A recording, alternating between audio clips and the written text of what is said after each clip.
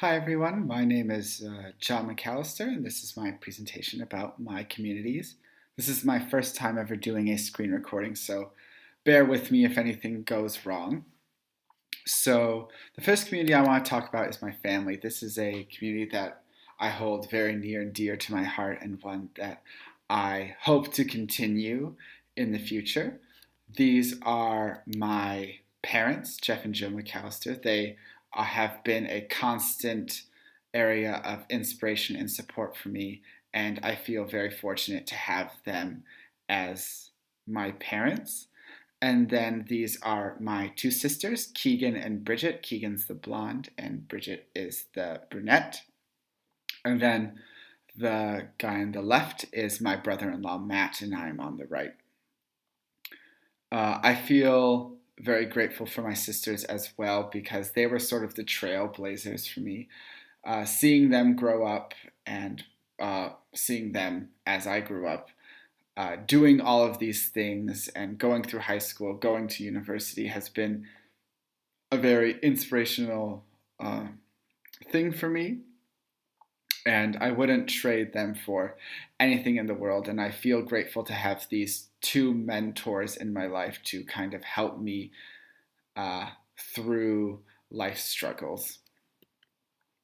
I don't have a relationship with my extended family, so the closest thing I probably do have to an extended family are my family friends, the Prangs, who are pictured in this photo. So I'm the little guy with the glasses, and then my sisters are on the couch, and the rest of the children are the Prangs.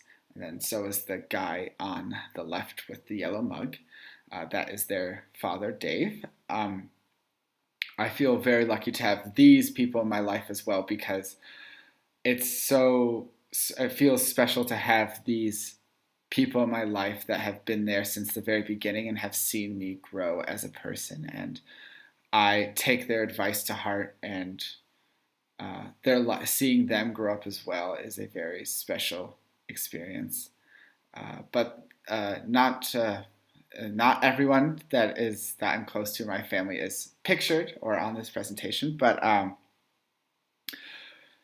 my dad's brother, so my uncle, and his wife, my aunt, and that side of the family is probably the most related to education. My aunt is a high school math teacher, and her daughter is a kindergarten teacher. So it's going to be very cool when I start teaching to have that connection with them and to have that shared experience, so we can deepen our bond. So I'm looking forward to that. And then this is all of us grown up near a lake in Michigan. So I feel like the way that I still am a part of this community and the way that I contribute to it is via communication. Because I do live so far away from my family currently, I really have to put in that extra effort to make sure that they feel like I'm involved and that they're involved in my life and that there isn't a lot of barriers between us. And so it's important to keep that communication flowing through regular phone calls and video calls and through social media. So the next community I want to talk about is my group of friends. My two, some of my dearest friends are these two in the picture. The one in the white dress is my flatmate Tina, and then the one in the pink is my other flatmate Alex. These two women have been such a great inspiration for me. What they've done in their life and what they want to do in their life is is really cool, and I'm looking forward to see where they go. And they've really helped me, particularly with my confidence and kind of owning yourself and being happy with who you are. So for that, I will always be in their debt. The next group of friends I want to talk about are my friends that I made while I was in Hong Kong. A little bit more about that later, but these people are the group that I look to when talking about education or talking about life goals. They're all very smart and come from such different backgrounds and have such different life philosophies. So I feel lucky to have been exposed to so many different ways of thinking. In fact, many of them are actually going to be doing TFA uh, in this upcoming core year. So I feel lucky to be able to have a shared experience with them outside of Hong Kong. So we have this kind of experience to strengthen our community and our friendship.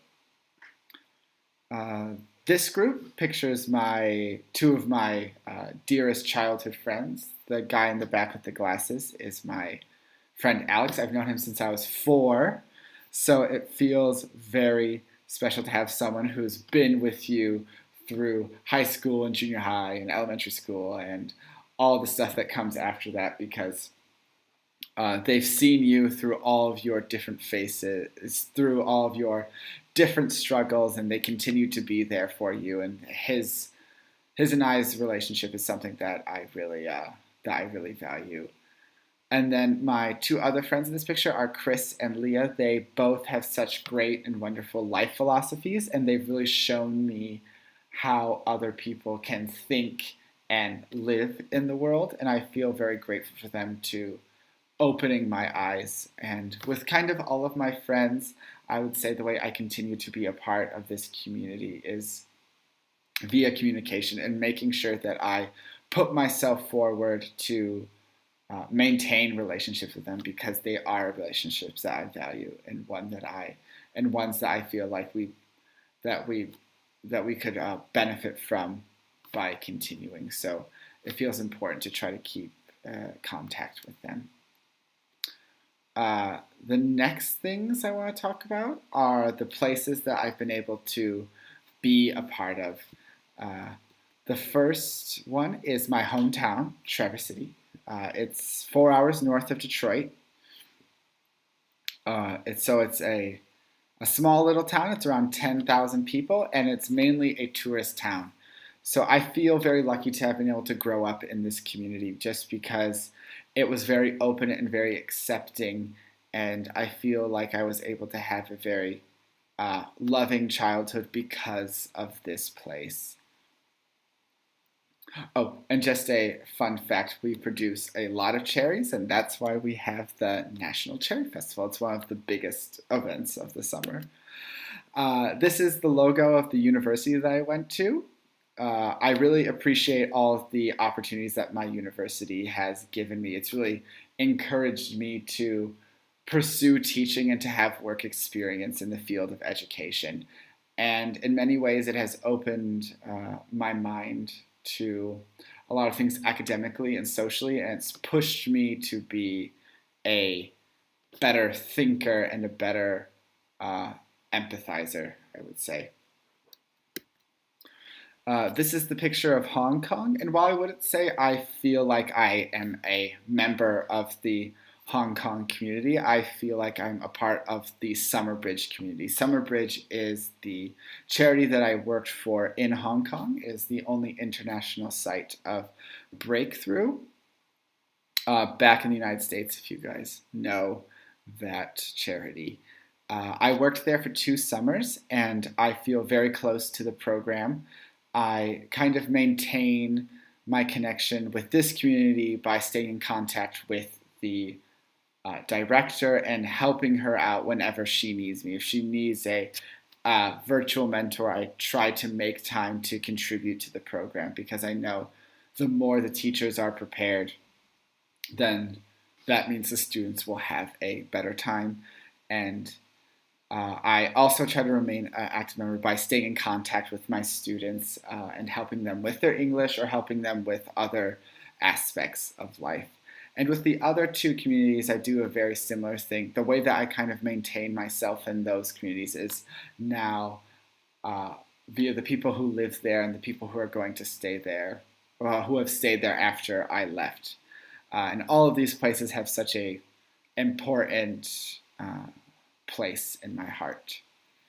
Lastly, the two communities I want to talk about are these two pictured here. The first picture, the one on top, represents the LGBTQ community.